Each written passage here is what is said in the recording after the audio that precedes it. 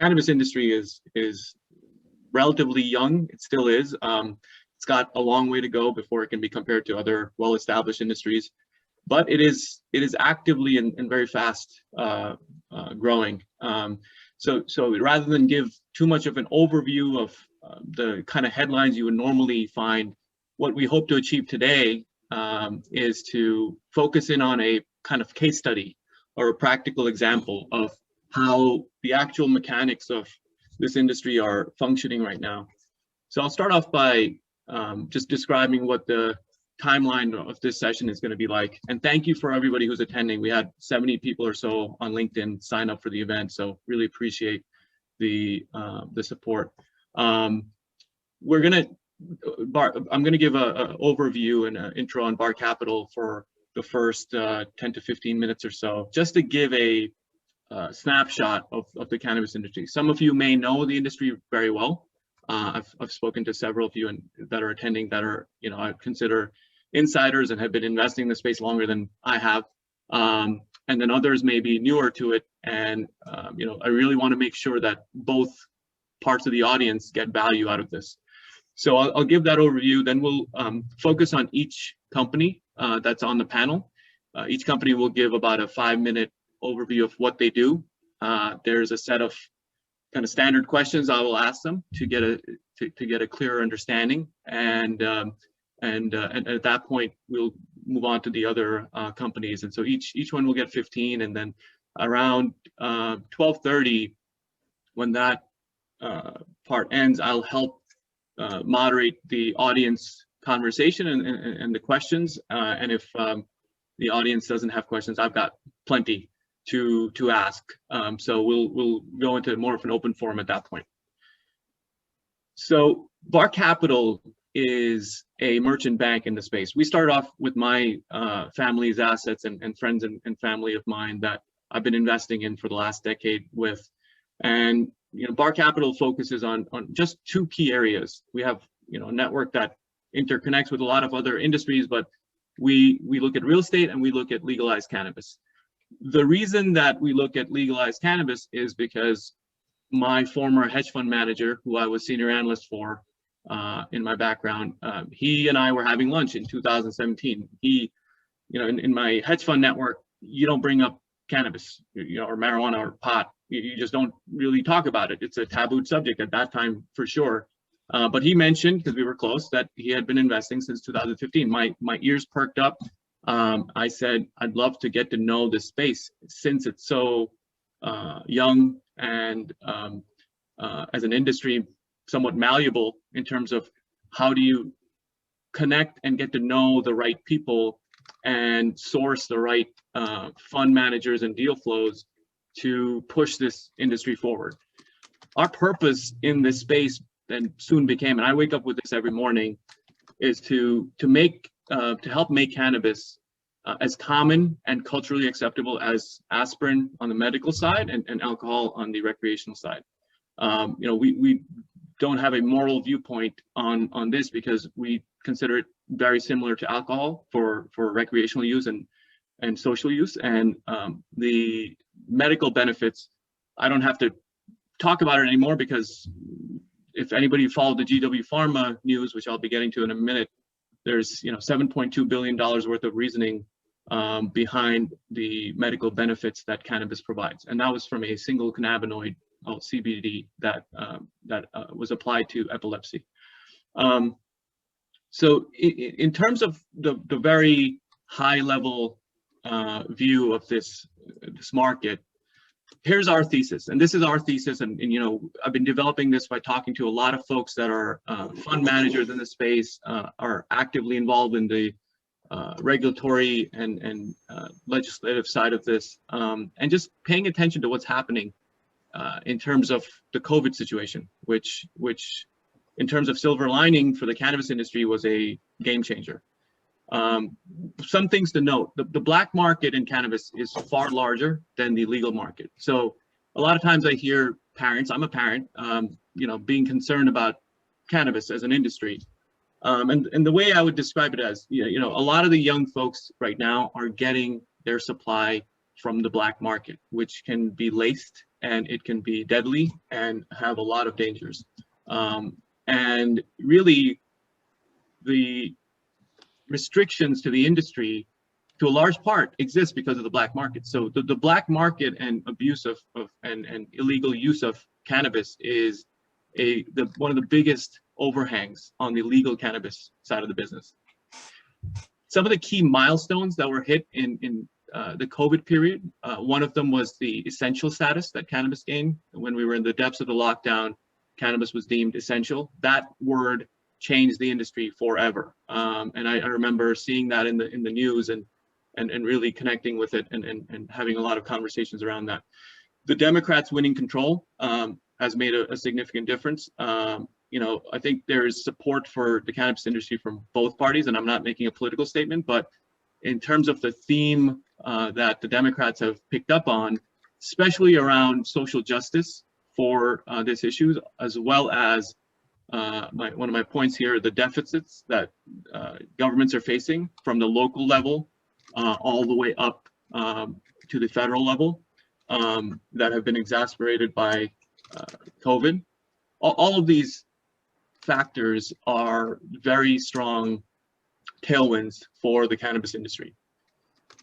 We think that, and Chuck Schumer's been kind of talking about this and connecting it to the social side and the revenue side, but we think there's something in this first year, this year, 2021, on the cannabis front that's going to be put forward, and you know, it's your guess is as good as mine as far as what the final wording will be, and hopefully it'll be non-restrictive to the industry. But I'm quite cynical about politicians, so I will refrain from any other comments on that. But we think it'll be a piece of legislation that will send the message to the world that the U.S. will legalize cannabis and set that ball rolling. We think there's going to be significant banking reform, which will allow a lot of the operators to not have warehouses full of cash, but actually be able to deposit and transact. I used to work at Morgan Stanley, and you know, we would be very nervous if clients were investing in or were part of an operation regarding cannabis because of the PR risk. And I think that's going to shift based on what's going to happen this year. Given that, we think there's asymmetric upside opportunity. So if it's disappointing news or legislation gets delayed, yes, the cannabis public market will come down, private investment will slow.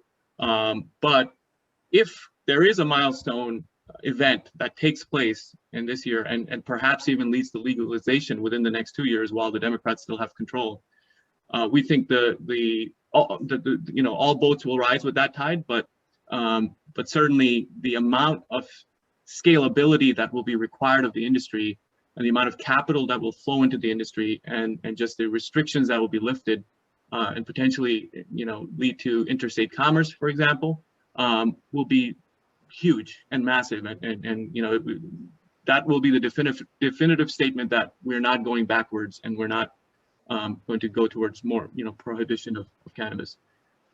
So the key that we're looking at in this conversation, and I really haven't focused on just US, I've really tried to bring in panelists that represent the global environment in cannabis, because very rarely do you hear that perspective, but the recent news has been very much on that front.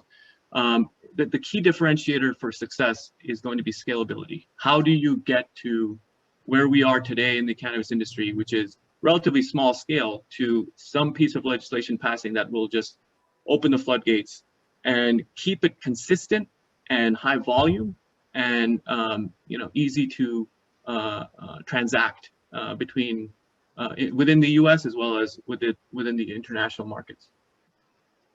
I'm going to give some high-level charts here just for a baseline from New Frontier Data. This is their annual report. You know, the size of the legal cannabis market on the left chart is in green, and you can see, you know, the relative estimates of 19 billion or so for 2020, growing to 24 billion.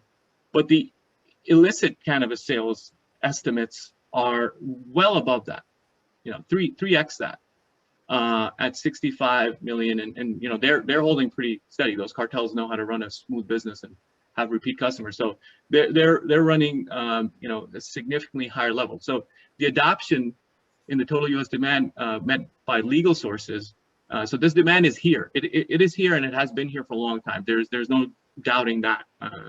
But the adoption in terms of legal percentage of that market is relatively low. It's been in the less than 20% range. It's going to, you know, hit that level this year. And you know, this is a very depressing chart for me personally, because you know, I wish it was ramping up quite a lot faster in the last several years, but it's really been held back by a number of reasons.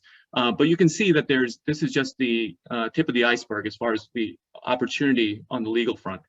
If there is legislation that passes in 2021, you know, I expect this adoption levels to spike significantly, because the government and the banking lobby, the pharma lobby, you know, those aspects of our industry are going to get behind cannabis, and they're going to want more clampdown on the black market and less restrictions on the legal side, so they can grow faster.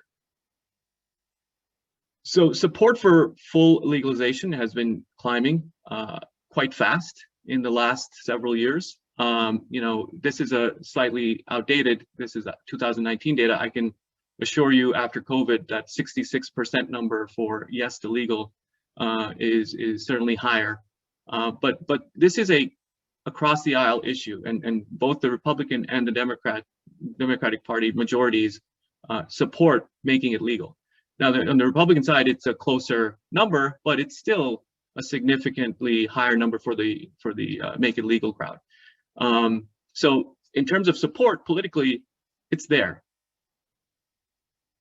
The GW Pharma deal, I'd like to cover this. You know, many of you probably saw the headlines and on CNBC, et cetera, about what, you know, the highlight number of what the deal was. But really, it's a validation of cannabis being applied in medicine. And this is just, again, tip of the iceberg. This was an orphan drug application for epilepsy. Epidiolex, which was their key drug that GW Pharma had built up over the last several years, had over $500 million in sales in the past 2 years. That's significant. You know, there was no better standard of care in that space of epilepsy, and you could give it to a 1-year-old all the way up to, you know, somebody in their 90s. So the safety level was very high. If you can give it, I have a 14-month-old son, and if I can give him something, I'm pretty sure I can take it with a lot of confidence as well.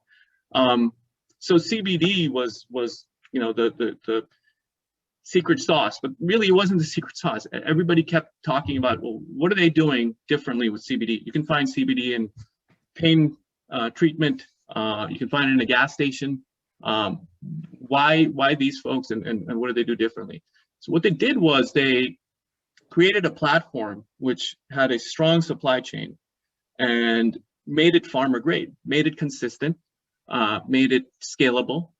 They met, you know, demand, and could have probably done better if there was more capital and less restrictions in this industry. But they proved without a doubt that having that level of execution means you can derive a lot of value in this space. Their formulation is not, you know, patent protected. They don't have special CBD that nobody else has, but it's about executing it, keeping it consistent, keeping it stable in terms of how it's being delivered, just like any other pharma application would be. So I'll give another kind of overview of what we're talking about today in this very simplified chart. What we're exploring is the supply chain all the way from the beginning, where plant genetics and tissue culture and you know, companies in traditional industries like Monsanto and Driscoll's and others might operate. You know, what is a perspective from that angle all the way through?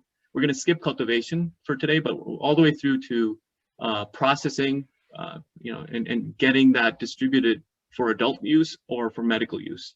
And so the companies featured today will be tapping into the various parts. And I'll give you an overview of that. For example, Segra, which will be starting off with Jamie Blundell, the CEO, is in the plant genetics and tissue culture part of this. Hey. And then, I'm sorry, somebody's not on mute and talking. And then moving through, through the cultivation part, what happens to that cannabis that's grown? If it's focused on CBD, THC, a full spectrum, a blend of different cannabinoids and terpenes, where does it go after the grower and the farmer grows it? Where does it get processed? How does it get processed? So the other two companies, Asia Horizon will be going after Segra. Asia Horizon is focused on the Chinese market. They're a U.S. company focused in China. They're focused both on the consumer market that is burgeoning in China domestically, as well as their plan to build a GMP certified processing facility that can scale and take advantage of the Chinese supply chain dynamics that they're very good at, to apply to CBD and become a active pharmaceutical ingredient provider to Europe and North America. And then we'll be talking to Grow Group out of the UK, who were featured in that piece of news about Tilray, which made the Tilray stock take off. And they have a medical distribution in the UK, which they signed exclusivity for with Tilray, along with others that they'll mention. And as well as they're securing supply in terms of processing and working with cultivators in Europe to make sure that they can meet demand as things scale up in their market. So pretty much on time here, I'm going to turn it over to Jamie Blundell from Segra, just to give about a 5-minute overview on what Segra does, and then I'll be starting off asking a few questions so that we can get more clarification. I see you're there, Jamie. I'm also going to be using the latest Zoom technology, so I can help you along with in terms of timing, Jamie. But if you're getting close to that 5-minute mark, around 4 minutes or so, I'm going to change my background to this bright yellow. So if you can see me, you'll know that you're wrapping up your part. I'm going to have to do that too. Yeah. Yeah, exactly. You've taken 5 minutes away from me. Am I good to go, Anand? No, yeah, take your full 5 minutes. If we're running over, I'll speed up my questioning later on. So take your time. Go ahead. Yeah. All right. Well, first of all, thank you, Mark and Anand, for inviting me to present today. I'm pleased to present the Segra story. Just very quickly, a bit of my background. My whole career has been in traditional business, large public and private companies like Quebec Printing, Yellow Pages, and Auto Trader. I consolidated all the Auto Trader businesses in Canada a couple of years ago.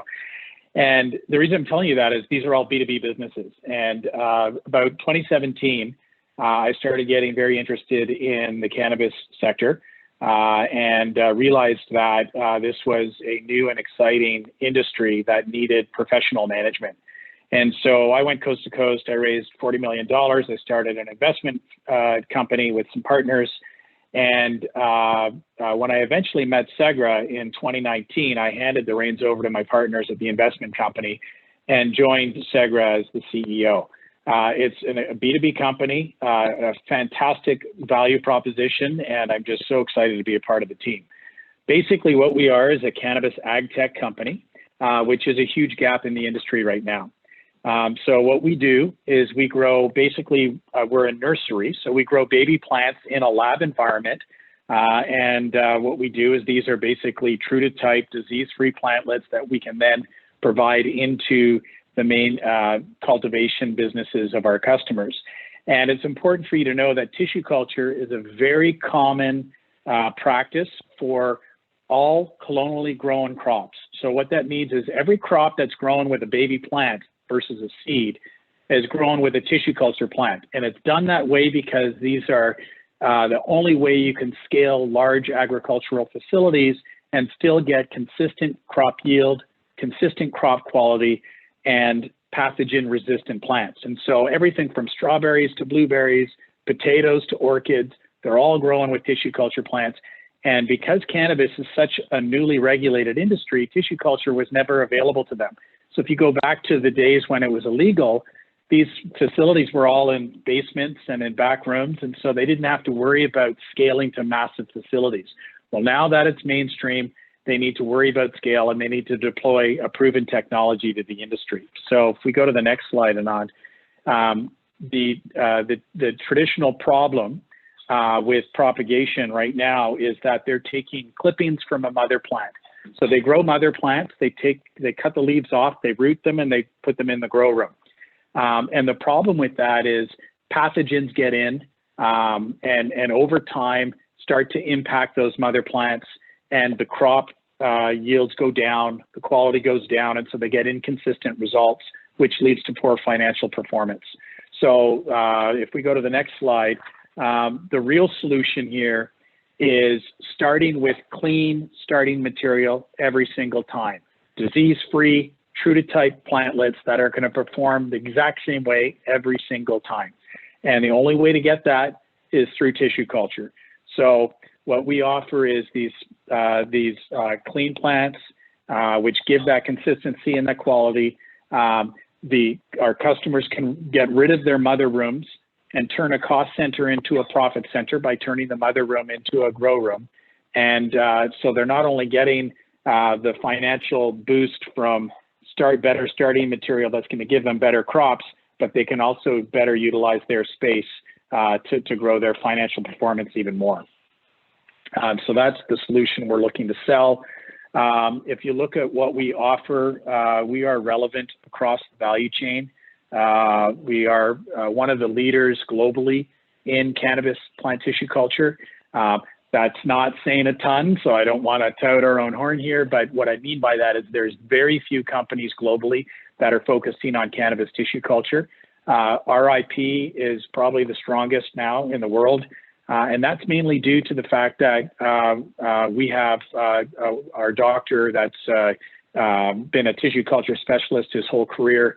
He's been studying the cannabis plant for 15 years, and he knows all the ins and outs of it. And what he'll tell you is it's the hardest plant he's ever worked with. And the higher the potency of the cannabis plant, the harder it is to work with. And so we believe we've got a 1 to 2 year advantage over most of our competitors. But when you look at the industry and the opportunity that we're approaching here is as regulation kind of sets in and cannabis becomes a standard operating business, all of these cultivators are going to need to develop and implement these best practices. And so as that industry starts to mature, they're starting to realize that pathogens are a huge issue, crop diminishment is a huge issue, and the only way to solve that is through tissue culture plantlets. When it comes time to our differentiated strategy, not only do we have strong IP in the industry, but we also have a molecular biology lab that's part of our tissue culture lab.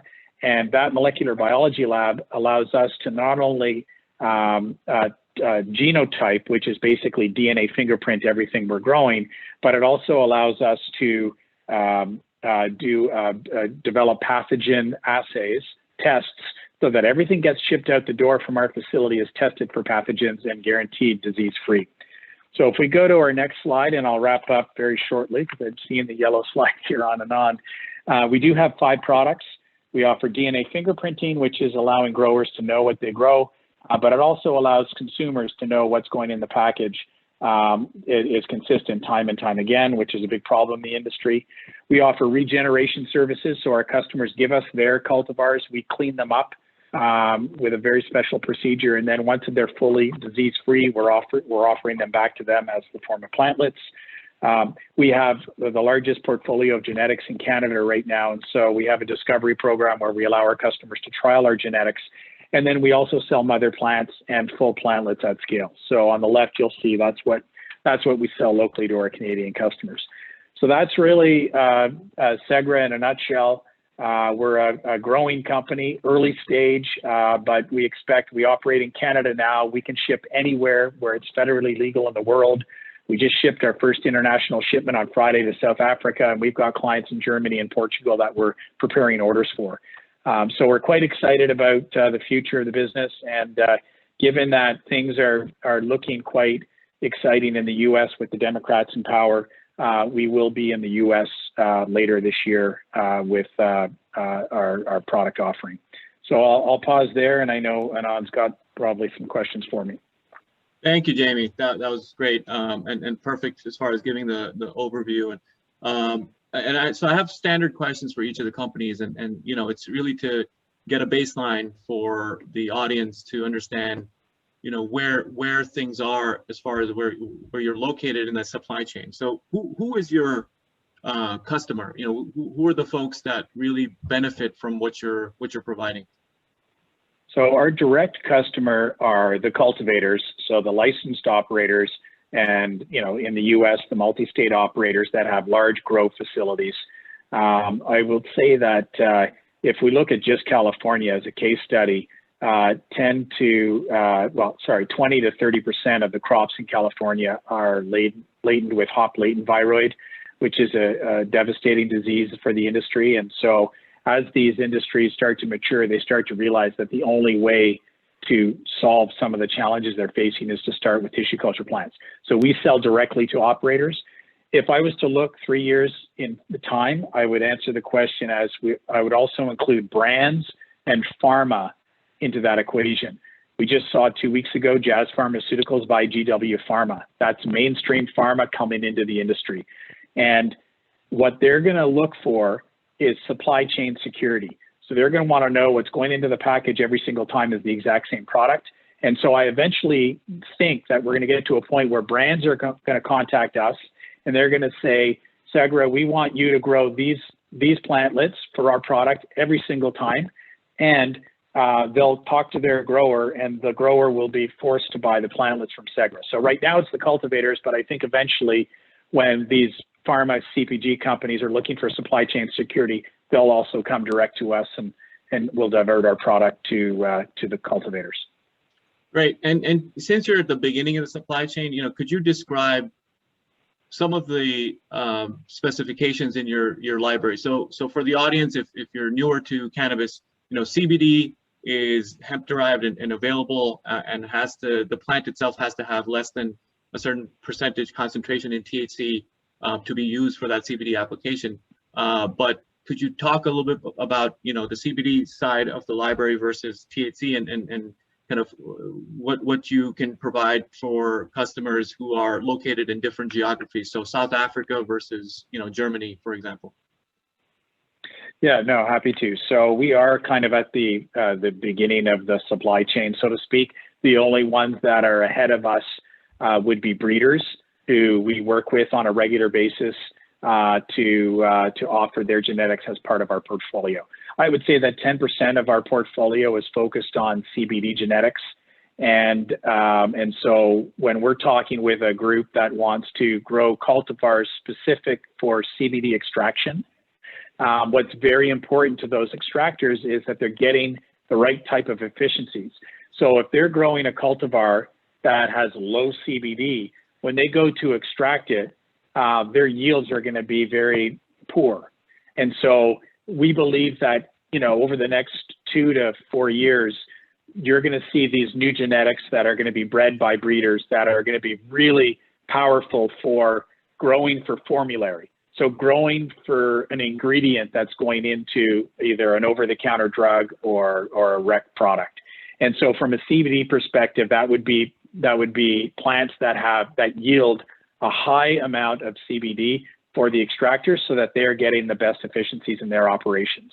And so, you know, we work with breeders to come up with some of these products. Our molecular biology lab has the ability to do marker-assisted selection, which is a tool for breeders to pick which genetics to breed to get to that ultimate proven winner down the road. So that's how we interact, and part of it is working with breeders, but part of it is also working with the extractors and the end users who are looking for specific features within cannabis cultivars. And on the kind of uniqueness of what you guys are doing, what your company is doing, could you talk about kind of your secret sauce versus some of the competitors that are out there, or how you see that? As you mentioned, you know, there's a few competitors out there, but it's early days in this industry, and it's going to change dramatically if you know, legalization is seen to be a certainty at some point. Could you talk about how you're differentiated and how you would benefit in that situation? Yeah, absolutely. So, you know, our addressable market, like I mentioned, is Canada and everywhere where it's federally legal. Just to give you an order of magnitude, you know, we're the largest tissue culture company in Canada. Our capacity is 1.5 million plants, and the addressable market is probably 25 million plantlets. And so we're going to be operating in a scarcity market along with all of our peers and all of the other tissue culture companies. I would say that I would count maybe on one hand the amount of competitors we have globally. And I would say that the big differentiated status for Segra is a couple of things. One is we're the main one located in Canada, so we can ship anywhere where it's federally legal, whereas our US competitors can only operate within the state. They cannot ship plants across the federal border, let alone a state border. So we have an advantage where we can hit the global market readily. And if you think about markets like Mexico will open up later this year, we're already talking to some customers in Mexico that want to get started with tissue culture plants. So we will definitely leverage that unique kind of value proposition. But the other two areas are IP. So tissue culture is about two key things. One is cleaning up genetics to a disease-free true to type state, which is not GMO, by the way. It's just naturally removing all the pathogens from these plants and bringing them back to their true to type state. So there's that, which we're very good at and very quick at. And then the second big differentiated strategy is our ability to multiply these plants at commercial scale. And so when you're growing in a lab environment, you have to multiply these plants at a 5 to 7 times every 4 weeks. So we can turn 1,000 plants into 5,000 plants in 4 weeks, 5,000 to 25,000 plants in 4 weeks. Our closest competitor is at a multiplication rate of 1.5 to 2.5 times every 4 weeks. And so we're double anywhere else. And that is because we've been at this for 4 years and we've figured out things that our competitors haven't yet. And then the third big differentiated strategy, like I said earlier, was we are not only a tissue culture lab, but we're a molecular biology lab as well. And so we have the ability to do genotyping, which is the DNA fingerprinting, developing the assays for pathogen detection, and developing the breeding tools to support our breeders. And so that's where we really differentiate ourselves from our peers in the rest of the world. Thank you. That was very helpful.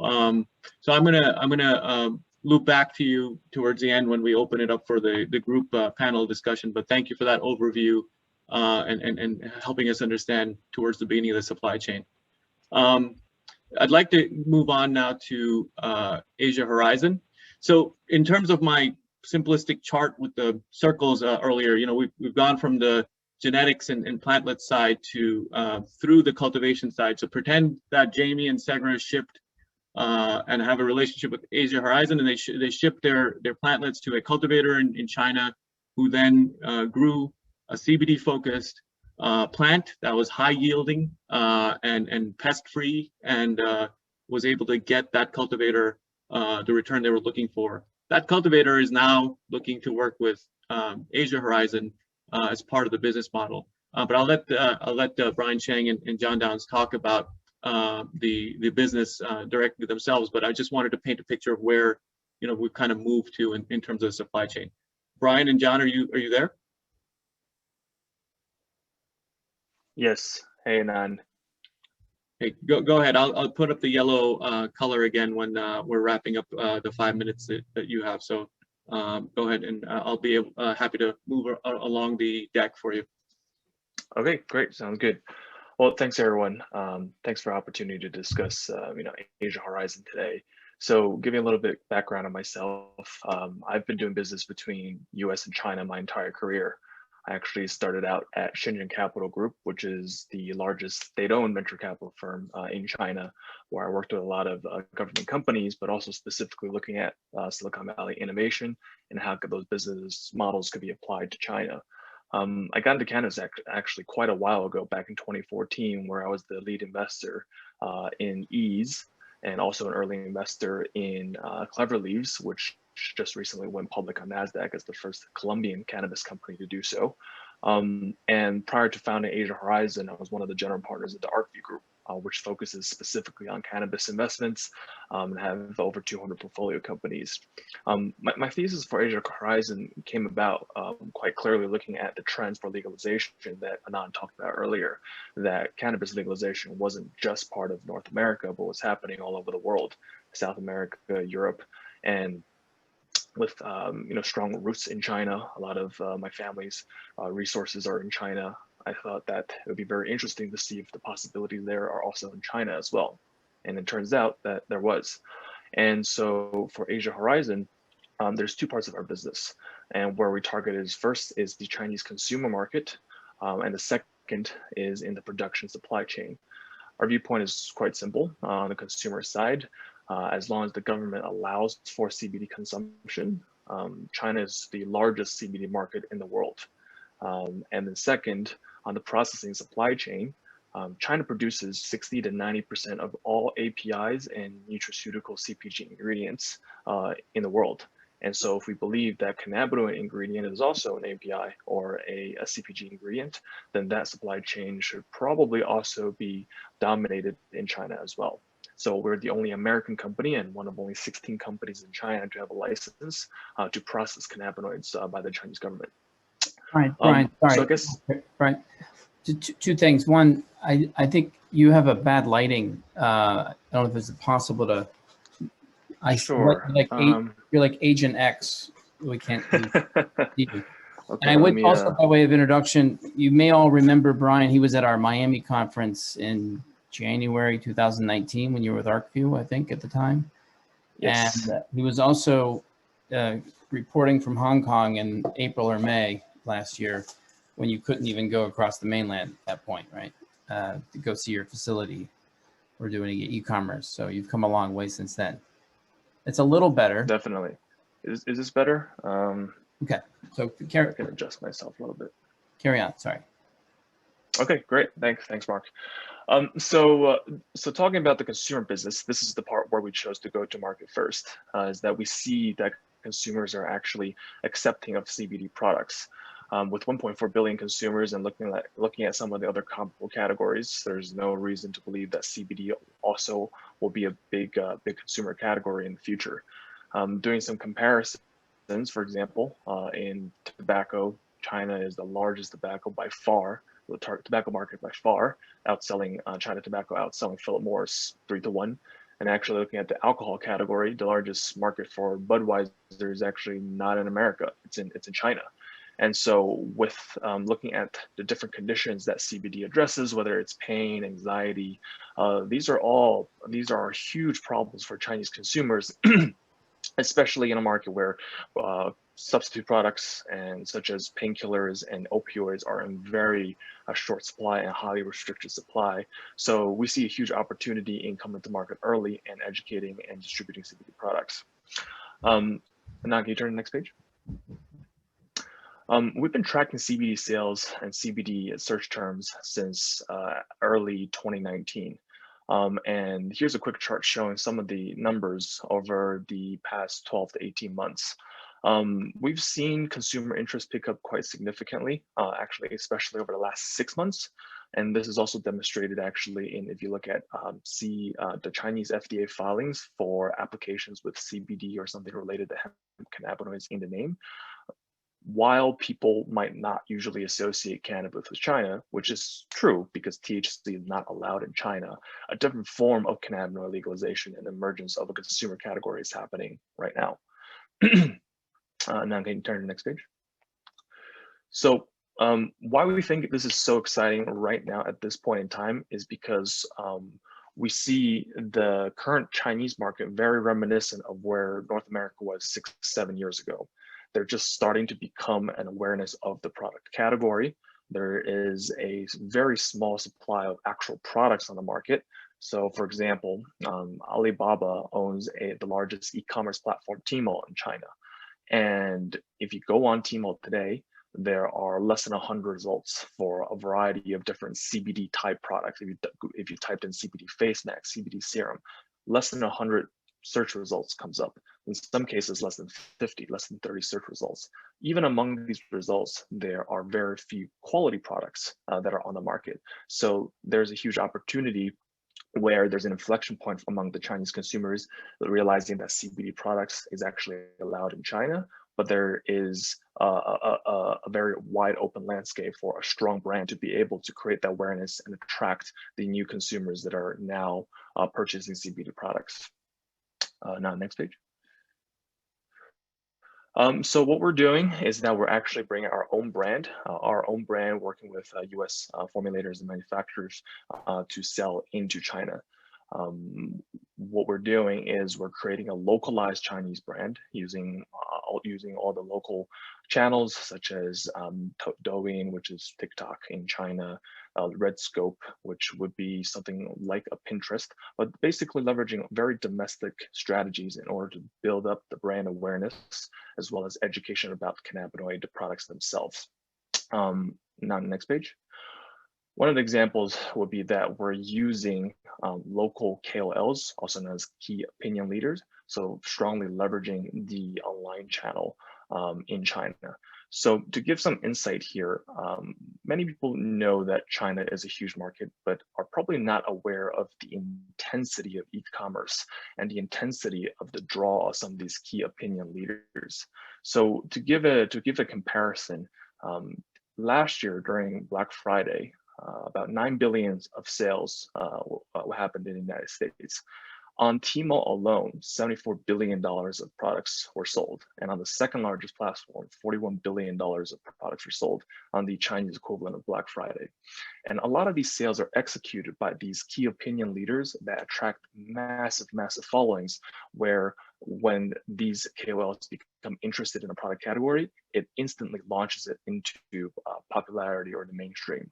So for example, this is a partnership we did with a KOL named Mia, and at the peak we had over 150,000 simultaneous viewers.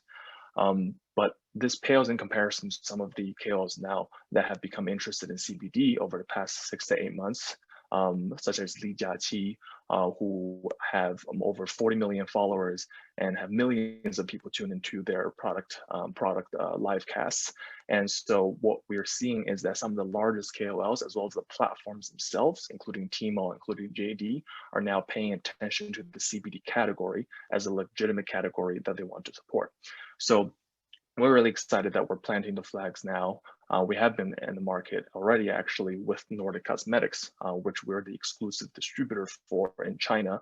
They're the Nordic Cosmetics is the largest CBD brand in Europe. So since last year, we have been executing early entry in the market. And now in March of 2021, we're coming to the market with Asia Horizon's own proprietary brand. And so on the processing side of the business, we have the optionality to build that into a EU GMP and the only EU GMP facility in China in the future. We have the optionality to expand that with all the government letters already signed and supported. And so what we see is that the processing business and the consumer business together in the future, it sets the foundation for us being able to take advantage of the Chinese market as it starts to grow, as it starts to follow patterns we see all over the rest of the world, whether it's Europe or America. And that's a horizon. Thank you, Brian. There was a little bit of a connectivity issue there at the end there, but thank you for that. And so I think you've kind of answered my first standard question that I'm asking every company, which is, who is your customer? It looks like it's the Chinese, nutraceutical and cosmetics business, along with. Could you talk about, you mentioned the tobacco side of things. I read headlines about vape pen companies that are getting huge valuations in China. Has there been any adoption into CBD in those products, or is there any restrictions in China for doing so, or what's the outlook there? Sure, that's a great question. I think you're probably referring to the recent Relaxed IPO, which is the Chinese equivalent of Juul, or Pax Labs, if you will.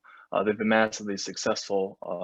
I would say, that's a miniaturization of the fact that Chinese consumers smoke a lot, period. And so vaporizing devices have been extremely popular. And actually, yes, CBD is an area that a lot of the vape manufacturers have been looking into as a next area of growth. In fact, Relax is already in the already trying out in the CBD business, though not in China. They're doing it currently in Japan and a few other areas. So actually, some of the vape manufacturers have been paying attention to CBD. I think many will be familiar with a company named S'more, which makes pretty much all of the hardware for vape cartridges all over the world. You know, United States, such as C-Cell, those are all made by S'more, which is Chinese tobacco manufacturer company. And so we're seeing that as people realize with the success of many of these, not just Relax, but many of these vaporizing companies in China, that CBD is an area. In this case, CBD smokables could be a next area of growth.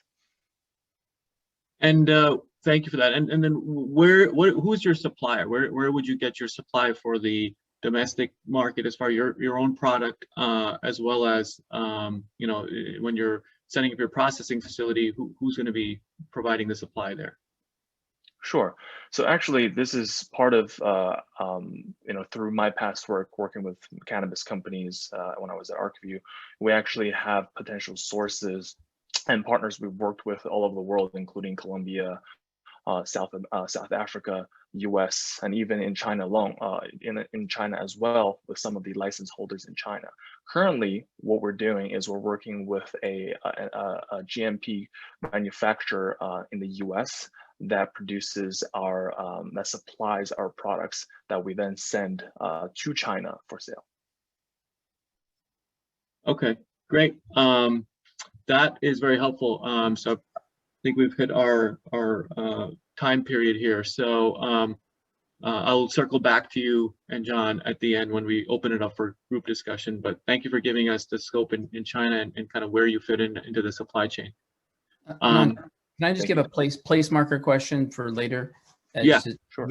The other bit is when they supply outbound to the global markets, just to talk about that value chain as well, and how the competitive landscape is, you know, with Colombia and otherwise. Actually, that might make sense to do now. Yeah. So Brian, if you could cover that as far as, you know, where your product and API fits in, active pharmaceutical ingredient part fits in versus, you know, Colombia or other places, as Mark asked. Sure. I think in the short term, places like Colombia will be very competitive in the supply of active pharmaceutical ingredients as well. But I still look towards mature supply chains in pharmaceuticals and also CPG ingredients. It's not simply a question of cost. If it's simply a question of cost, then we can say that why is API not made in other areas of low cost? So for example, we can look at India as another example. India is another country of extremely low cost that is pretty comparable to the low cost in China. And India is an extremely important part of the global pharmaceutical supply chain. But India still sources 80 to 90% of their API from China. They then are next, I guess, in the middle of the value chain for pharmaceutical production. So it still goes all back to China. And this comes from the fact that China is not just about cost, it's also about the density of the production infrastructure. It's also about the number of pharmaceutical talent. It's also about forecasting the supply chain and logistics for the distribution of those ingredients. So it's not simply a question of cost. I think in the longer term, China will still have a dominant place in the production and distribution of cannabinoid ingredients globally. Thank you. Okay, great. Thank you. So I'll circle back to you guys in a few minutes here. Next up, we have Grow Group, which is the holding company, and within it, there's several parts of their business. But Grow, as you may have noticed, was actually the company that Tilray signed an exclusive medical cannabis distribution deal with in the United Kingdom. And so I will turn it over to CFO of Grow Group, Kalaj Shah, and Pierre Van Veperin from the Grow Biotech side of the business to walk us through what they're up to. Go ahead, Cal or Pierre. Yeah, it's Pierre. I'll just start. Thanks, Anand. Thanks, Mark, for having us. So yeah, I'm here with Khaled, our CFO, who has a long history in finance, worked in Mitsubishi Finance Group and Deutsche Bank.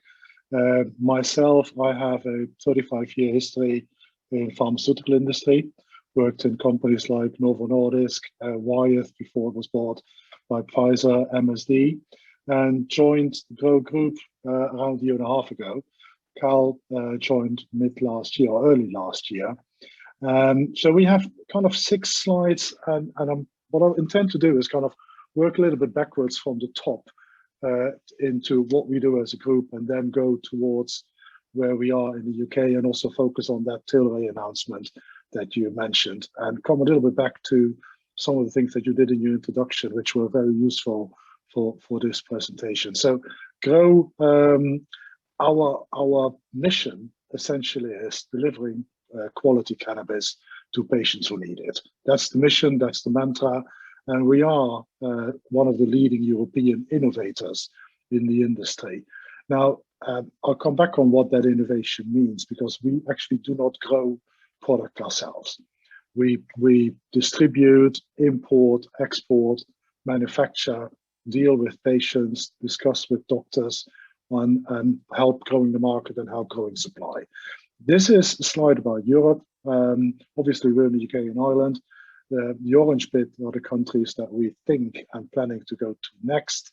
Germany is one of them. Germany being a market that is slightly ahead of the UK in terms of access and in terms of numbers of patients. Scandinavia is behind that, and then Poland, Italy are behind again. But this is the bigger picture with what we see as the addressable market in the future. If you want to go to the next one, please, Anand. So this is talking about what we do. We focus on the areas where we feel that we can make the biggest impact for patients.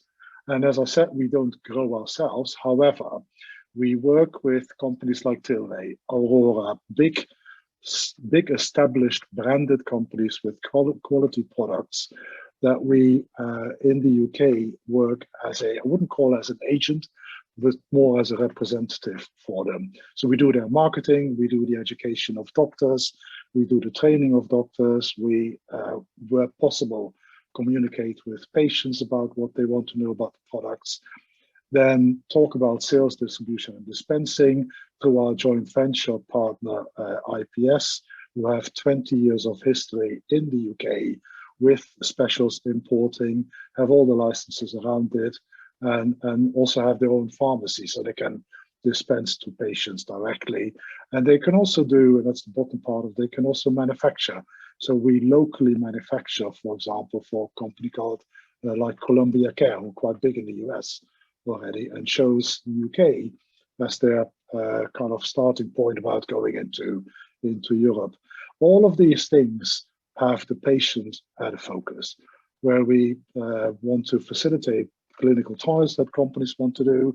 We engage ourselves in setting up clinical trials to generate that database of evidence that will then help grow the market and convince insurance companies or the NHS or NICE about taking these products up and reimbursing them. Research and development fits into that.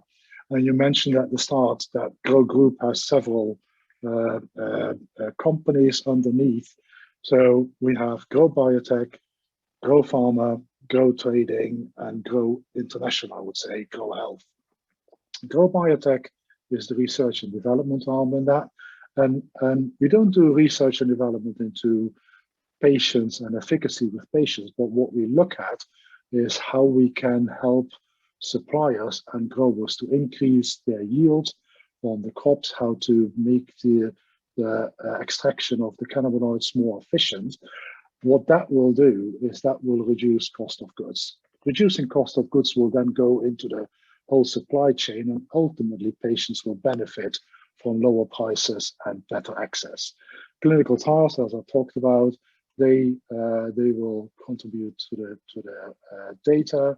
The Grow Trading Group basically looks globally at where suppliers are manufacturing products, where we can source either API or extracts that we can use to manufacture locally, or where we can grow, or we can find products are companies that want to enter the European market or the UK specifically, and we can represent them. If you want to go to the next one, please, for me, Arnold.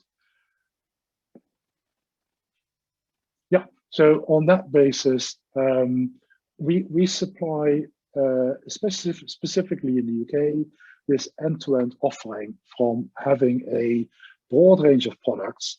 And this is very much about being a kind of almost one-stop shop.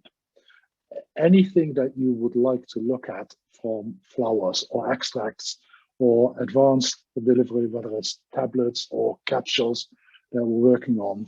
There is the UK market is growing, but it's still in its early stages. So what we do is we talk to doctors, we educate them, we train them up on products that exist. And once they do their prescriptions, the prescriptions can come directly to us. And they will we have a doctor portal with all the different products on it, so they can have a very good view about specifically what flower they would like to prescribe for that patient. If it's available through us, if it's in stock, and at what price it is in stock. So they can do the prescription. We will then contact the patient and take care of the delivery to the patient. So it's being innovative and making sure that we have a full range of products that creates part of the attractiveness of what we do. The exclusivity with top brands is really important in that patients, doctors recognize brands.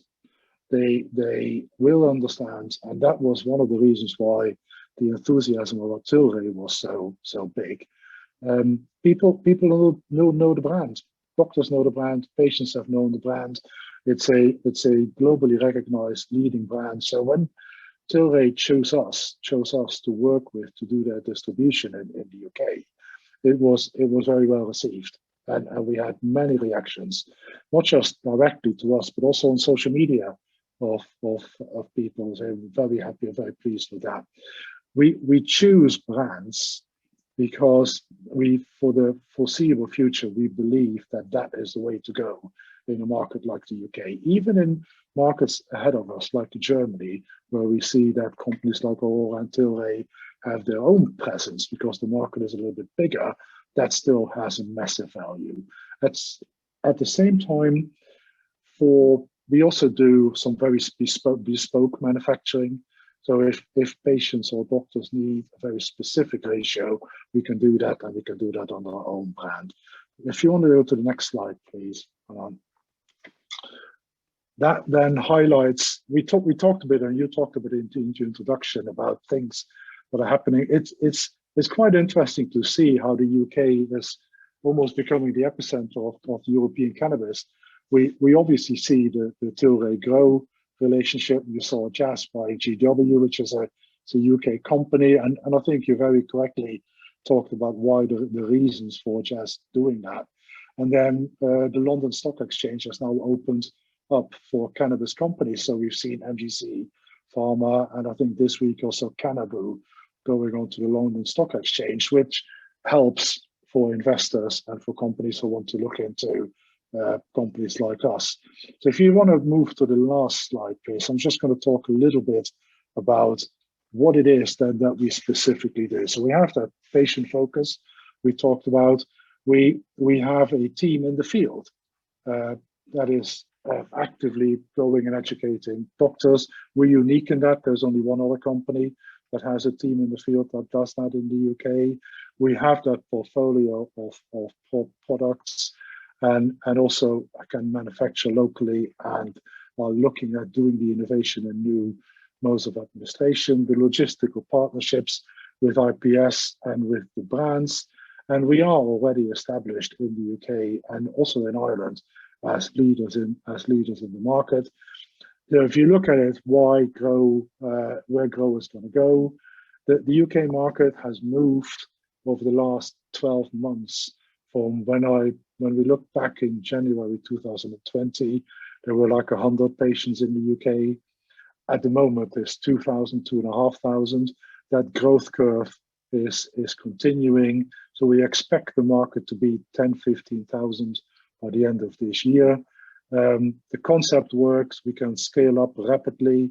There is a within the group that those different revenue streams where we have a couple of patents pending in the R&D bit that will at some point probably this year start generating revenue.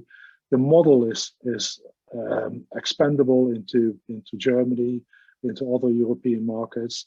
And obviously, as I mentioned, with the UK or London Stock Exchange opening up, there is also a very close to home stock market listing opportunity in there. And we're looking at IPOing. It says second half of 2021.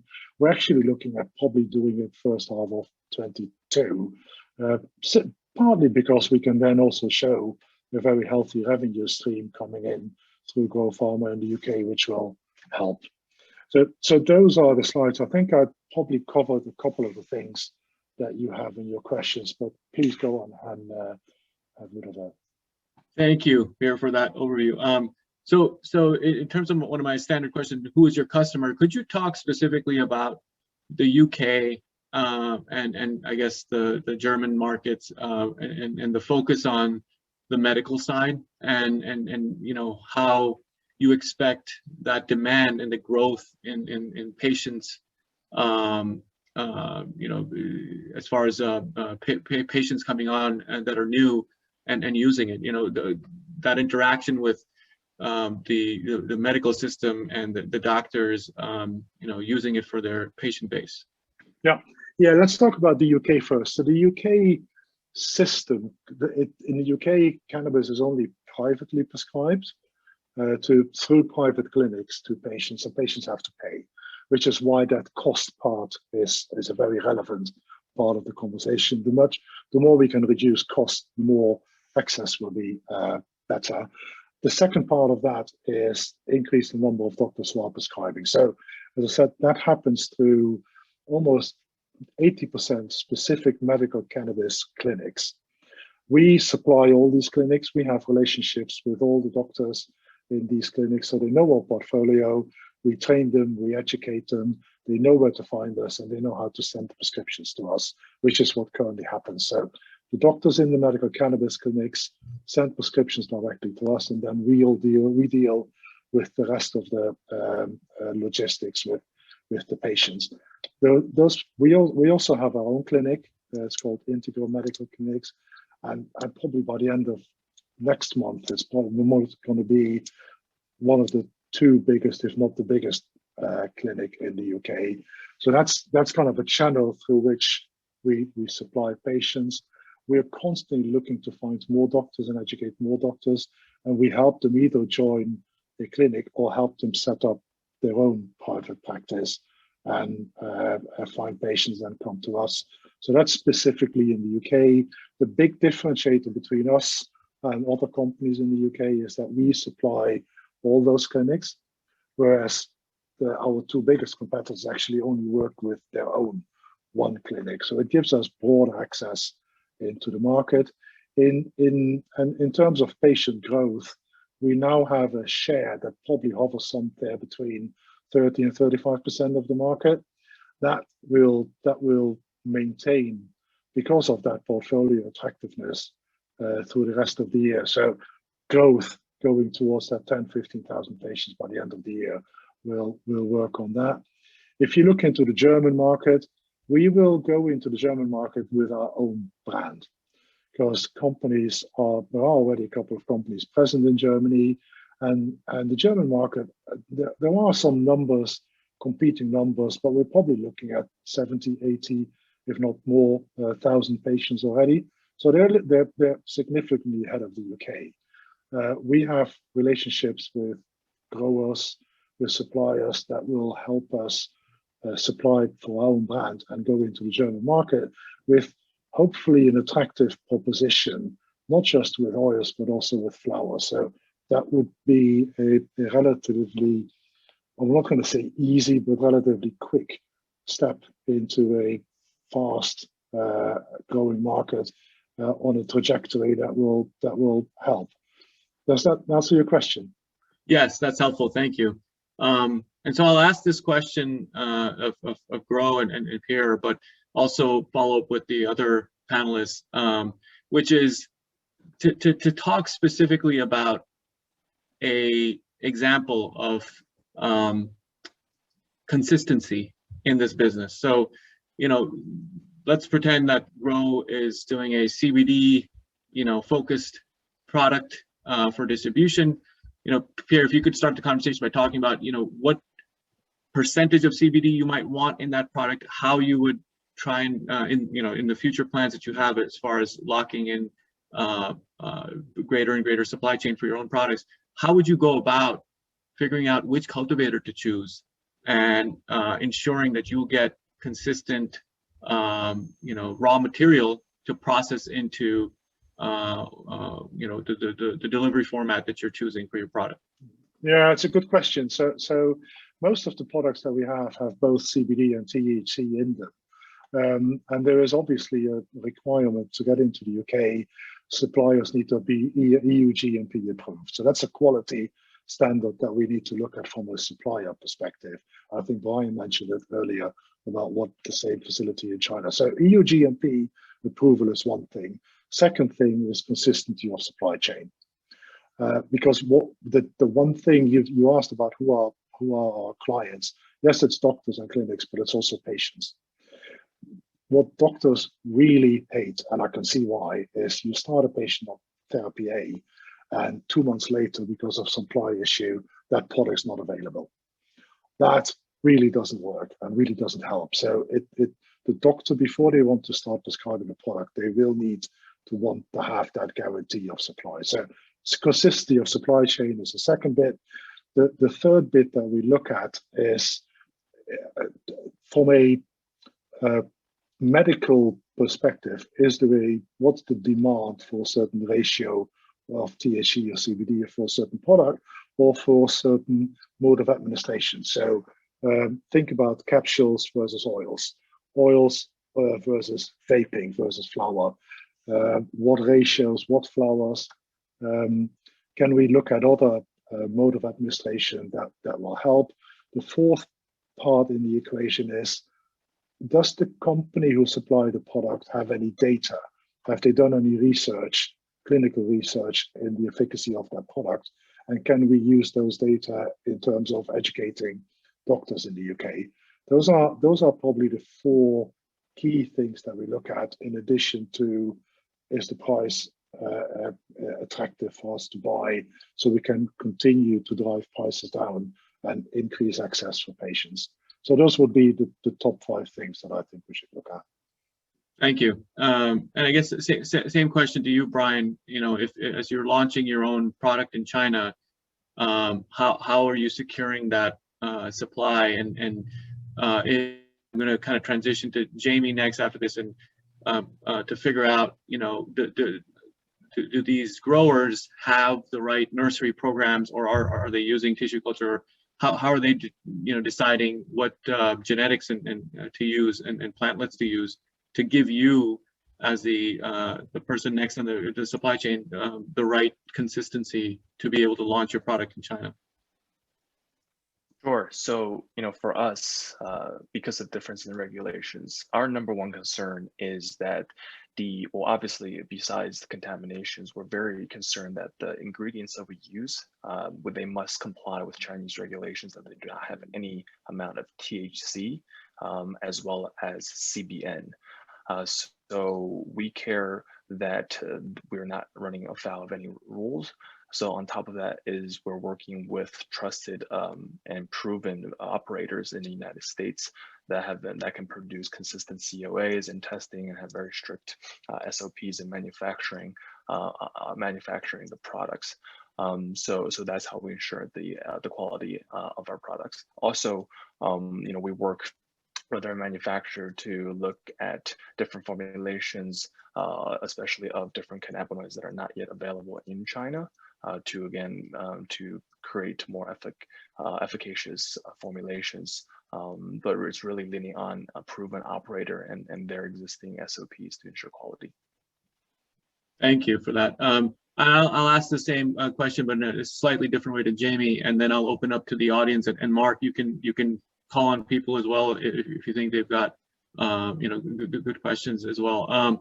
So Jamie, on the side of the point that Brian just raised about the strict restrictions in China to make sure their THC content is below a certain level, what are some of the challenges for the cultivator that you guys look at when they're in that market, in the CBD market, and they need to make sure that their final yield when they harvest is not going to lead to violation of these restrictions, or if the processor then gets that material, how does that aspect work? Yeah, that's a great question. And, it's a very serious issue. And if you just look back to last year and the year before, we saw a lot of U.S. hemp farmers end up growing crops that went hot. And what that means is they went above the allowable THC content in those crops and they were wiped out.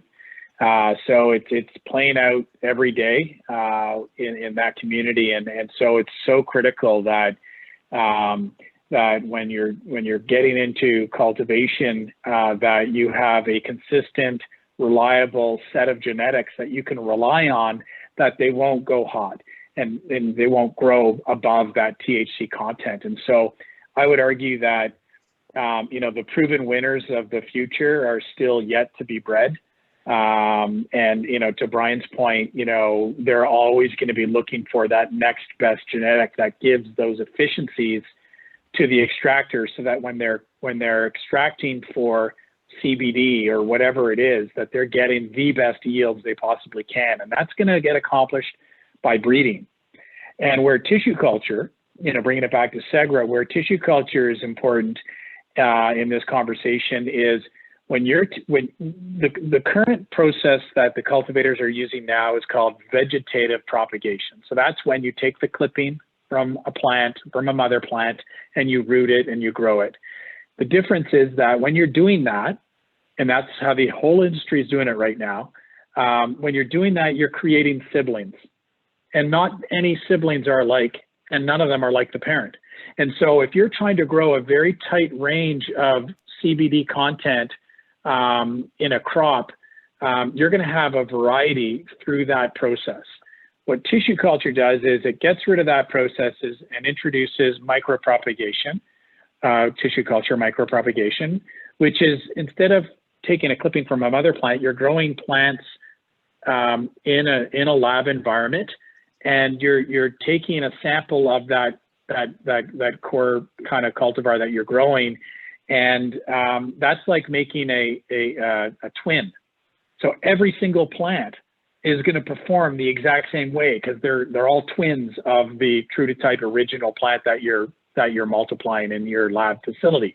So you're going to get your best chance at getting exactly what you're trying to grow and not having crops grow hot, but still getting that CBD content that you need to get your extraction efficiencies. And so that's how we're looking at it. And what we're seeing is the demand for tissue culture is starting to grow exponentially. And just like it has with every other crop in the world, the same thing will happen with cannabis. And you'll see the supply chain, move down to two key areas. One is you're either going to start with a tissue culture plant, or you're going to start with a seed. And seeds right now haven't been perfected yet to a point where they're reliable. And so tissue culture's got an advantage. Seeds will eventually get there. And we see that seeds will be most likely used for outdoor, and tissue culture plantlets will most likely be used for indoor and greenhouse. Thank you, Jamie. So we got about a little less than 15 minutes left, and so apologies to the audience for taking up more time than I was originally allocating, but this is open to questions, and anybody have one, feel free to ask any of the panelists. Or I'd like to ask a question probably to all the panelists, because again, I have very limited visibility into the industry and very limited knowledge, admittedly, but I keep seeing in the news things like bankruptcies, huge losses in the cannabis industry, especially coming from Canada. And just recently, I think the company called Canopy posted like several hundreds of millions of losses. And as someone who's looking at this from outside, it's just unfathomable to me how one make such a loss in an industry which is supposed to be super profitable. So do you have any perspectives on that? Yes, I'm happy to jump in a little bit here. So it's actually, if you look at the development of the cannabis industry, a big part of it is regulatory driven, where products were allowed to be grown, where products were allowed to be processed. So early on in the life of the industry, a lot of redundant supply chains were built. There was a lot of fervor around the development of the industry itself without accounting for what's the actual capacity for supply and demand in the market. For example, only 37 million consumers in all of Canada, but what about the amount of products that they're actually licensed to grow and process? So I think that if you look at across the entire landscape, there was a lot of redundant assets that were built, not just in Canada, but all over the place, that you're seeing a lot of pullback from now over the, that's really accounting for over the past few years. Yeah, that's a very good point. Maybe to add to that from our perspective, one of the reasons why we don't grow is because growing requires a lot of investment. And we when you look at our organization, we're quite lean. We work with the companies who have the quality products and have the supply chain to do that. And actually, our Grow Pharma business is already making a profit in the UK because we don't have all that those redundancies in the supply chain that we have to deal with. So yeah, I can see what you're saying. There's a lot of money that has been invested into building capacity. One of the things that we've also learned is that and I say that with the utmost being careful in how I phrase it. Marketing is not necessarily the biggest skill that a lot of cannabis companies have brought to the table. They are specialized in growing. They're not necessarily specialized in selling it. And that's one of the reasons why we are so successful in our history and in our capability skill base. We do look at how we position things. We do look at how we market things. And that's where our strengths lie. Yeah, but if I may, again, if you look at the illicit trade, right, you don't see any marketing there either. So this is, I guess, where my disconnect is coming from. So you have this massive illicit trade with no marketing whatsoever. And then it seems to be prospering because obviously the margins there are very, very high. And then you have the legal market, which again, I fully accept this argumentation about the overcapacity and probably people were throwing money into the market, hoping for some kind of suppressed demand.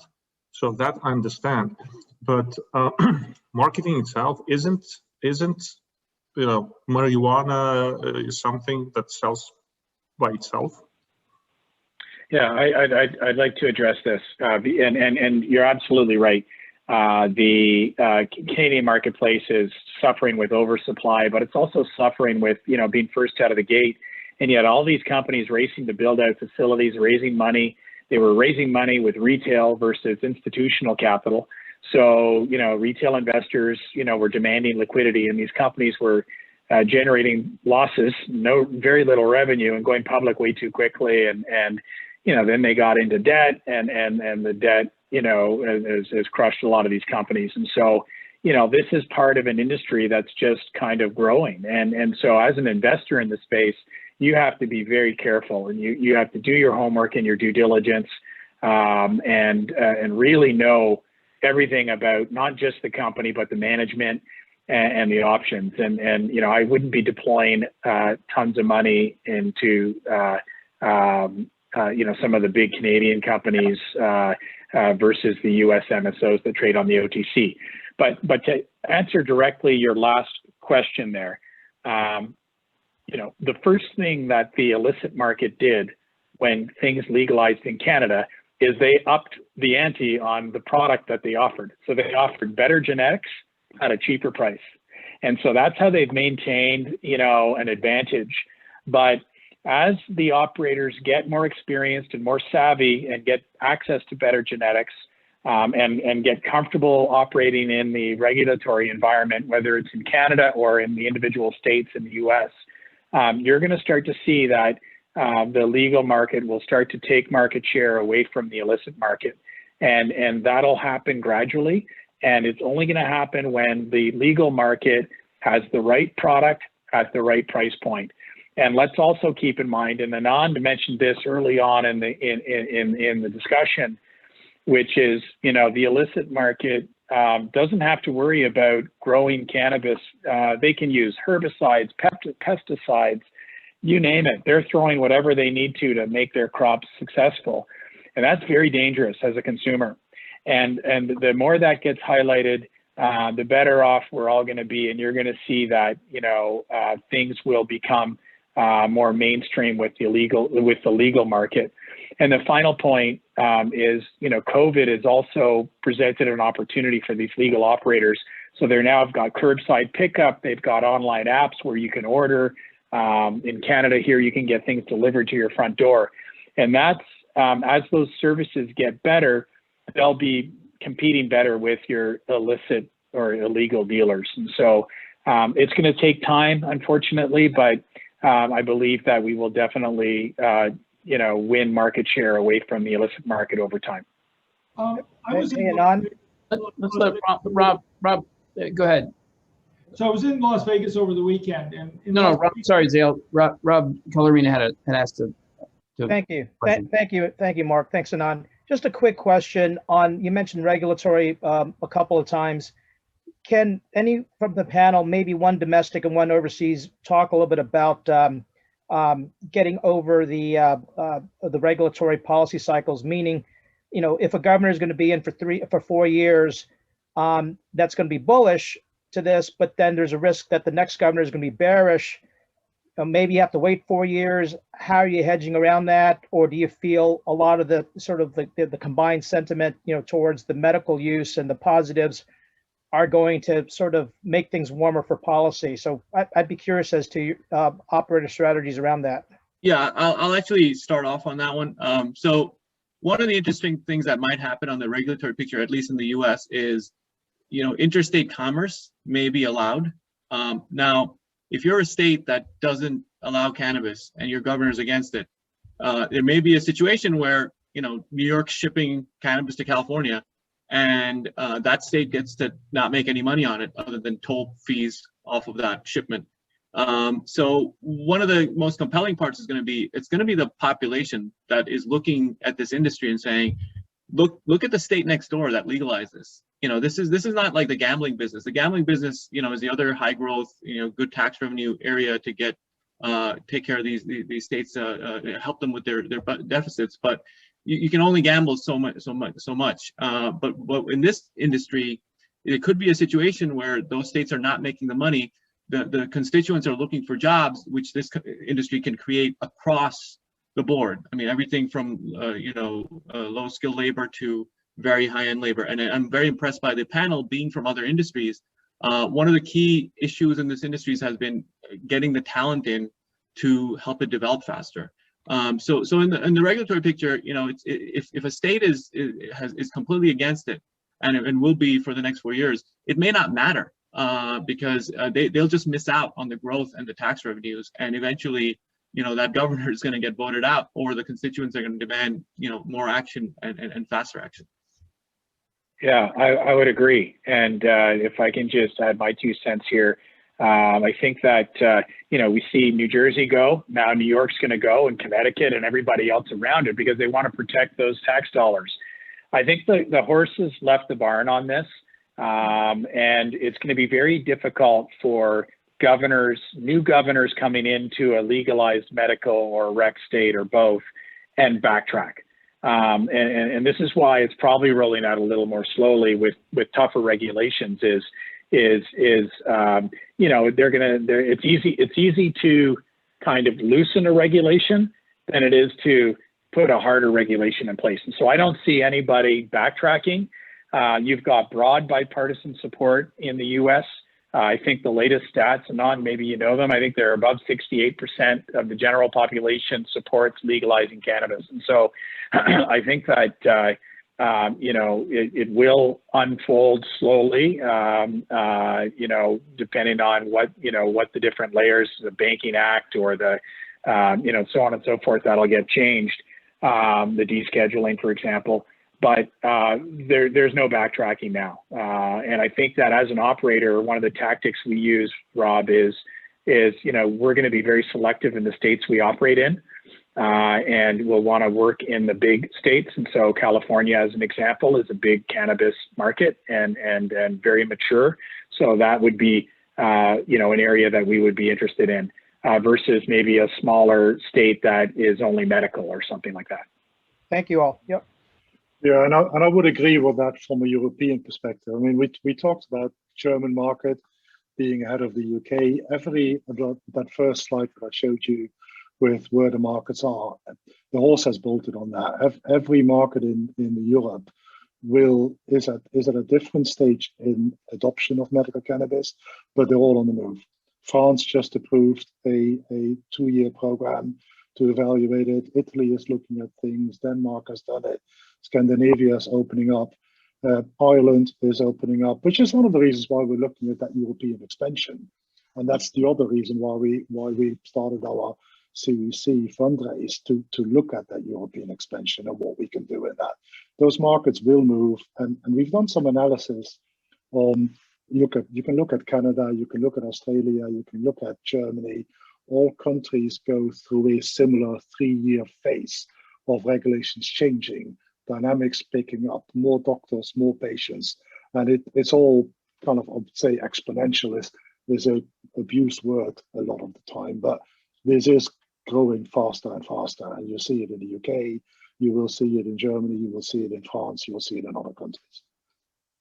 One quick thing to add to that, I would say, is all governments are very tax driven, and once you have a market which has progressed towards legalization, especially in Europe, I wouldn't expect that to ever regress. I would expect it to loosen up quite significantly. Yeah. Totally agree. Yeah. Definitely. That's especially the case in China. That's the whole point why the Chinese government have legalized hemp, is because of the fact that they recognize the potential for economic development for hemp. And in fact, it's actually very straightforward that China is clearly has allowed CBD to be used as an ingredient in cosmetics, and companies are freely selling cosmetics on the market. In fact, one brand, SimCare, has gone from about $0 to $20-30 million USD revenue in 1 year, and Code2 just led their latest round of investment. For China, it's been very it's been from the top down, and also at the CFDA level, there's been certain regulations. So it's actually been very unified in the way that China has moved forward with regulation. Great, thank you. I see JD, you're on the call as well. I had a great conversation with you the other day, and so did you have any questions? I know you've been in the industry for some time, 2012, I believe. So did you have any questions for the panelists? No questions, but I gotta say, I really think that this has been one of the better events that I've attended recently, and mainly because I think a lot of people are losing sight that this is a global story. And ultimately, the place that you're going to find defensible IP that's going to be able to cross borders is going to be built out in the European markets faster than it's going to be built out in the US markets. The US isn't looking to cross borders internationally. All the international companies are. So Biden coming into office, while Jamie, I agree with you, invest in MSOs at this point, it's a great place to be. I don't think enough people are paying attention to the international story. So I think that the way that things have been laid out here really helps clarify where the future of this market will be. That's really it. I thank you for just bringing that attention to this market. And, I'm working right now, I work with Oscar Capital. We're a European cannabis focused VC fund. 70% is focused in Europe, 30% in the US. And we're focused in on the science. And really, I think that these novel cannabinoids and everything that you're going to see, the synthetics that are being produced by, and a lot of times in collaboration with universities and governments in Europe, that's very different than the way that things are operating in the United States. Here, it's just, more CPG product distributed via dispensary. The development of that market, I really think bodes well for international trade. And, other than the US being on the path to that, I think also the declassification by the UN really makes a big difference, especially in the European markets. You're starting to see a lot of the brands pop up now with CBD because it's not classified as a narcotic anymore. Beyond that, I really think that the market's maturing, but I would also caution everybody. Nobody knows where this legislation is going to end in the US, and nobody knows what the market's going to look like. The country, we don't know if we're going to have the interstate commerce. We don't know how long it will be until we're going to be able to import or export products. So as all of this gets decided and pieces of the puzzle fall back into place, I think it's just really interesting, especially to plant seeds in different parts of this market. There's a lot of different ways to play the cannabis sector, and it's a global story. So once again, I just thank you for really presenting that global side of it that you don't normally hear. Thank you. I'll turn it back to you, Mark. I think we're over time by a few minutes. Well, actually, we're over time for JD and me to speak. So we'll put it speaking in a public forum. So JD, you were 6-7 months ago, you had a hedge fund focus. Now you mentioned planting seeds, playing to the VC side of things. I was going to ask you where to invest in Europe, and obviously you've got your own book now. So I'm, where are this, what segments of the seeds do you like? And, picks and shovels, the science, where? The science and the picks and shovels, quite honestly. With Oscar Capital, our goal is to really own the dispensary, not the dispensary, the pharmacy experience in Europe. When you walk into the pharmacy, you're going to have health and wellness products in front of the counter, and then you're going to have prescriptions behind the counter. If we could invest in companies that will create that experience overall, I think that's at least one of our angles.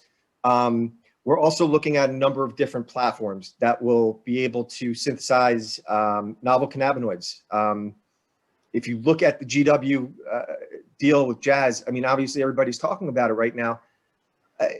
Some of the interesting comments I've heard that it's more about the supply chain. It's more about the distribution than it is about ultra refined CBD. I'm not a PhD, I'm not a doctor, so I can't say, the science behind it, whether it's at a level that, is on par with some of these other research institutions and what we're seeing come out of them.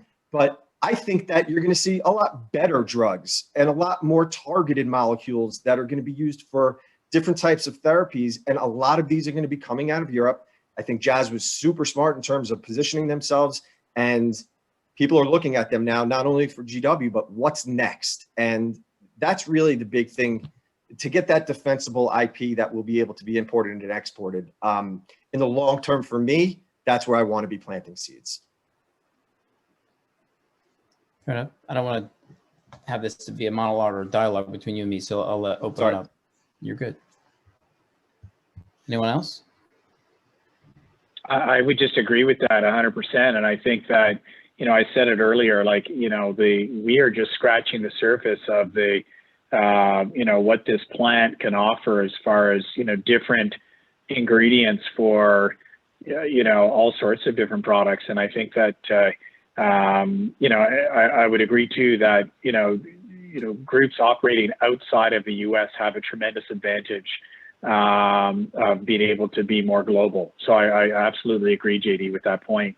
But I also would say that we're still very early, and I don't think we've fully. I mean, yes, people know that CBD is great anti-inflammatory and all sorts of other characteristics. CBN is good for sleep. THCV is good for weight loss. But those are 3 cannabinoids of hundreds and hundreds that we haven't even scratched the surface of discovering.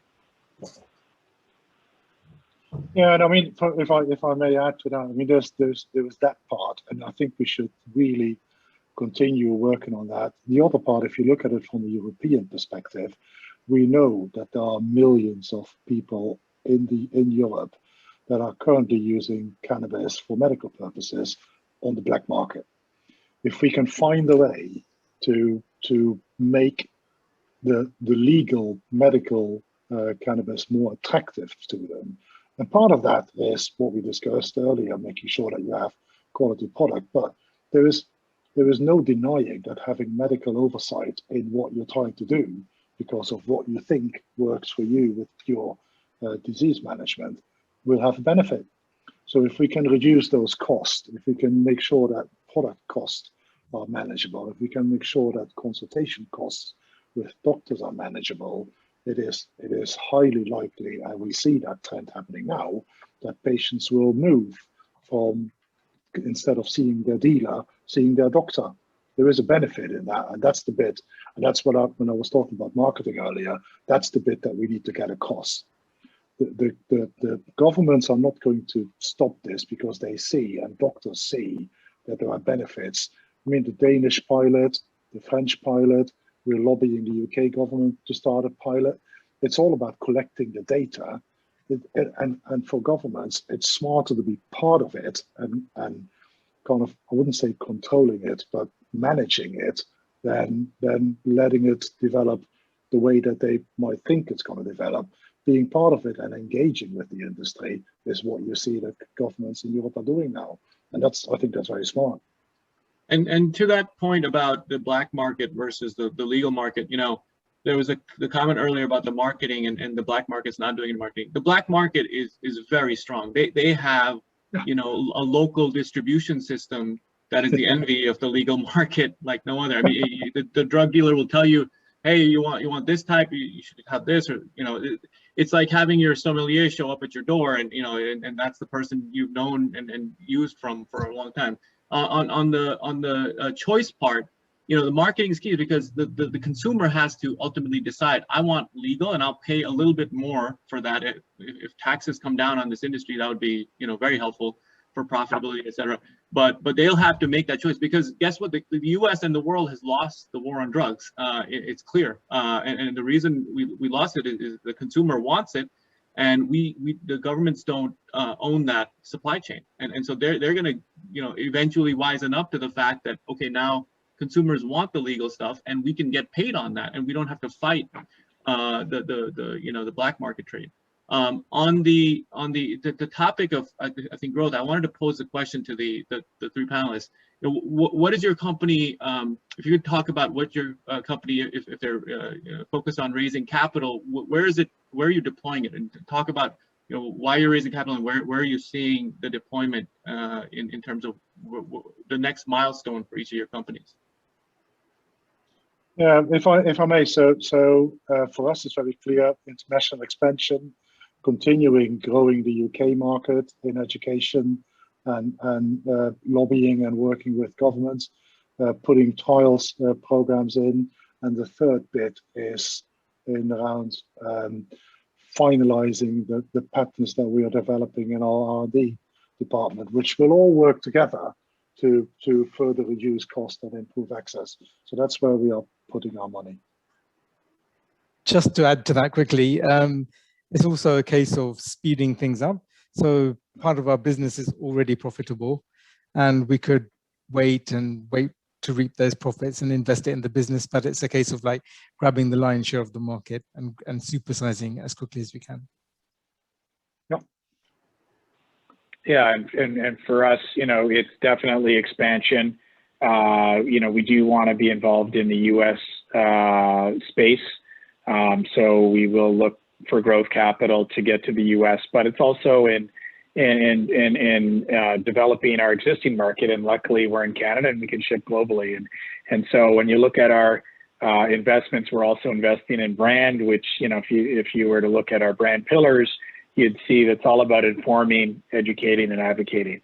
And, you know, we have a big role to play in helping bring the cultivators along and understanding the importance of tissue culture as clean starting material. And so we will be focusing on growth capital for expansion, but also to create more kind of education and awareness around what we do. For us, it's really devoting capital to the consumer products in China. You know, while I talk about China being the largest CBD market in the future, that is not to say the market isn't here today already. Like I mentioned before, there are companies that are already creating significant revenue, such as SimCare. Actually, for comparison, Charlotte's Web, they have about 75,000 followers on Instagram. SimCare has 475,000 on Tmall. So, you know, for us, it's about understanding that we're at this particular time where the Chinese market is starting to really get recognition. So we want to deploy additional capital, building our brand and its early presence in China.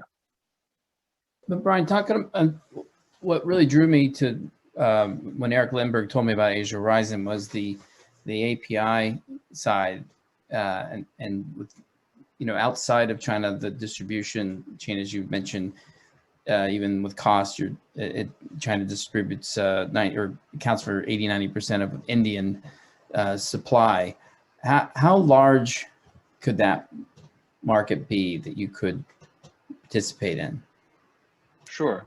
So, yeah, sure. So I think that, so first of all, I think that market is, you know, when you talk about the size of the opportunity, it's based on the movement of global regulations, FDA, UN. These regulations all play into how fast and how big the cannabinoid market truly is. You know, we see market reports citing anywhere from $20 to $40 billion in the global CBD market by 2025. A big part of that rests on exactly when these global regulations turn. And if they do turn, and we believe that there's this global cannabinoid opportunity, then we see, like I mentioned before, China being a big part of that. Just to give some numbers for comparison, in China today, in order to produce a kilogram of CBD costs approximately around $400 US. In order to do that, the content of CBD in China is only 1%. And so this compares to in the US or elsewhere where it's anywhere from 8 to 12, 15% for the biomass. So if we imagine that China goes to 3, 5, 10% in cannabinoid content, then from pricing perspective, I think that China will be extremely competitive with anywhere else in the world, combined with the other aspects of manufacturing expertise and logistics in the pharma supply chain. So I think that this is a look at the cannabinoid production supply chain as if it was mature. And so as the global, you know, as we talk about today, that the legalization is the train has left the station, and that continues to happen. And the global CPG, global conglomerates get into space. And then this is where we see the biggest opportunity is in Chinese produced cannabinoid ingredients for the world.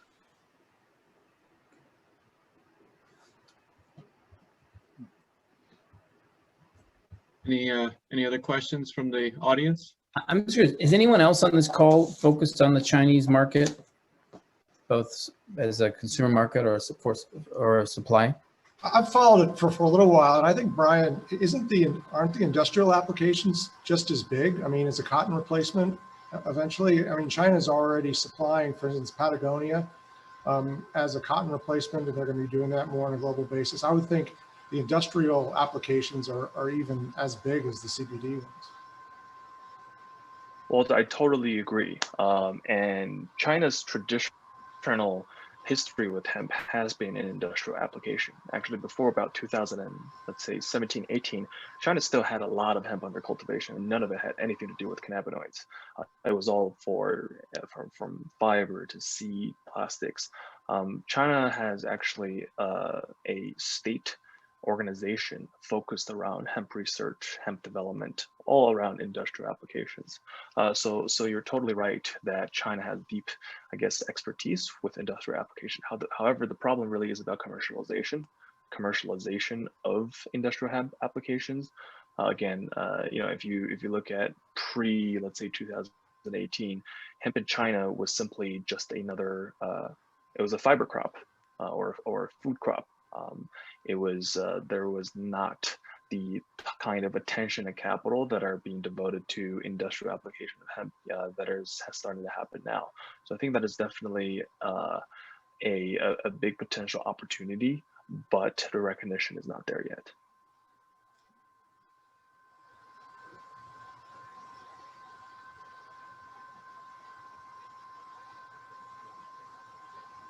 Maybe a very different question to ask. I mean, China as a target market, because we're talking a lot about CBD in Thailand. How about THC containing products in China? So in that aspect, I think you mentioned Thailand a little bit, so I think Thailand would be interesting for that. But for China, unfortunately, I think it is quite unlikely that THC will be allowed in China anytime soon, anytime in the foreseeable future. Other cannabinoids, as long as it is not THC or psychoactive, the Chinese government does not have a problem with it. CBDV, CBG, etc. Well, that's not clearly stated. Because again, newfound knowledge, they're not regulating all the cannabinoids, but it's pretty clear and strict that THC is what they care about. Thank you. Well, partly by way of thanking you, Anand, but also we talked about continuing this, as we usually do. We name a subject, whether it's water, fintech, future of work. We start to have part 2, part 3, part 4 of these events. So the question really to the group is, and you can put it on participate in our app chat for the cannabis group or the general feed. But what if we do this every 3 weeks, 4 weeks? What would the other subjects be of interest? Sure. I think this is why when I was working with you, Mark, and thanks again for hosting this event. This came together because I wasn't finding, as JD was mentioning, this kind of a conversation, and there's plenty of conversations happening, by the way, in the cannabis network, and there's plenty of providers, but to really just deep dive and look at how these relationships might work internationally is a great starting point. We didn't focus on cultivation today because Bar Capital's position is that, unless you're a differentiated operation, cultivation is eventually going to commoditize, and it's hard for us to pick who's going to win, who's going to lose. If it's a existing business that has cultivation operation in some other like flowers or traditional flowers or other sort of operation that's switching part of its crop and then scaling into the cannabis market, we are interested in those kind of companies. But we can certainly talk about cultivation. We can get an update on the legislative side of things. I know plenty of people who are knowledgeable on that front. That would be interesting to speak with. And then on the brand side, California is the #1 market in the world by itself. If you just take California, and it's going to be for some time. There's a lot of activity happening in California we could cover from various aspects. So, I'm also going to. It's not really it's not a product or anything, but I'm going to shamelessly promote that I will be coming out with a set of updates through the 361 platform and other sources where I'm going to give a weekly update in a very short format on video and audio and link to what I've been reading in the industry. Even industry insiders are overwhelmed with the amount of news. So what I try to do is pick out what's most relevant to understanding how the space is evolving. There might be, just 5 articles that are worth checking out over the weekend and may take 30 to 45 minutes to go through. So I'd like to get that going on the 361 platform as well, and that'll hopefully help people focus in on not just the headline catching news, but really the incremental progress in the industry. And I would just point out, we have a cadence of these Tuesdays. Some of you came at 11, we had a briefing. If you really want to get involved with our community at 10:30, we update you and listen, particularly this calendar. People throw things out like I'd like to focus on this or that. The other thing you mentioned, I think in the chat, inclusion, social impact. We actually have our 3rd annual Impact Summit. Inclusion is definitely one of the themes of our foundation, philanthropic interests, when we meet on Thursdays. Erica, you mentioned food and water. Well, we have water as its own set of events, but we've been talking today. I don't know if Zale's still on, but we talked about a impact relating to food, ag tech, and then of course there's a cannabis piece to that. So just if people are new to us, back to this, we're basically fertile soil, so that you can plant, and you are the farmers and the consumers. We're just sort of helping you all, come up and keep us stimulated and thoughtful as we navigate, what to invest in and where, as well as how to help the world. So big picture.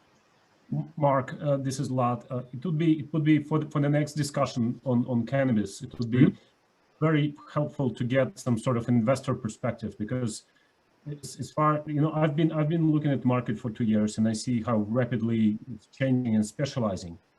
So the growing cultivation, it looks more like agribusiness, while extraction is kind of leaning to pharma or chemical, while the branding and the what we call the end mile is very much FMCG type of business model, and it's completely the models are completely different depending on the value chain, and the margins becoming thinner or the other way around, just because of the where the product is and where the end consumer is.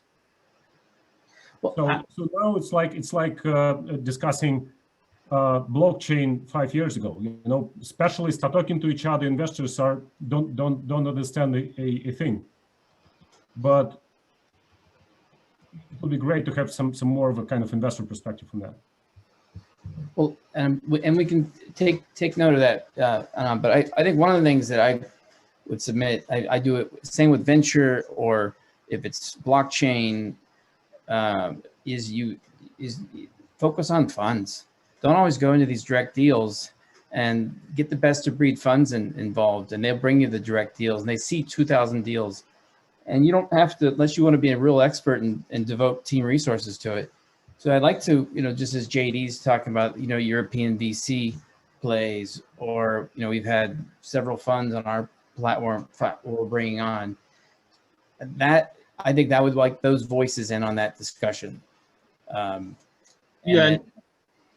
just on that note, Mark, I'm friends with quite a few of the funds that are the larger funds in the space, and I can certainly, and I know you know some quite a few of the funds as well. So I think that might be a interesting conversation if we have folks from different funds talk about their targets in terms of what they're looking at for their portfolios. And Vlad's question, in terms of the investor perspective, I think part of the challenge is to build the knowledge an investor has as they're entering this space in a certain sequence, because some of the information is just very detailed and needs context for that investor. But yes, this industry is a mix of various different industries. It's not just one type of thing, and so all those perspectives in terms of the brand side versus the genetic side versus I think they're all important to explore. But yeah, I welcome suggestions on the app in terms of the cannabis group on other topics. I see in the comments in the chat there's a number of good ideas that were put forward, so we're open to that. Yeah, thanks, Anand. It's just we're trying to sort of relate our investor experience to other industries. So for me, when you talk cannabis industry, it's like everyone's thinking about Canadian public company or their personal consumer experience, but there is the galaxy is much wider. It's like we can talk about gold industry and talk about Barrick or Tiffany. And this is completely different business model, completely different, situation. And this is how I think the cannabis market is being specialized right now. It's completely different companies. One are specialized in extraction. It's one model, whether it's going to fail or, being consolidated into more vertically integrated company or conglomerate. That's I think a matter of, next 3 to 5 years, subject to regulation. Agreed. So maybe that's one of the next events we can do, Anand. Yep.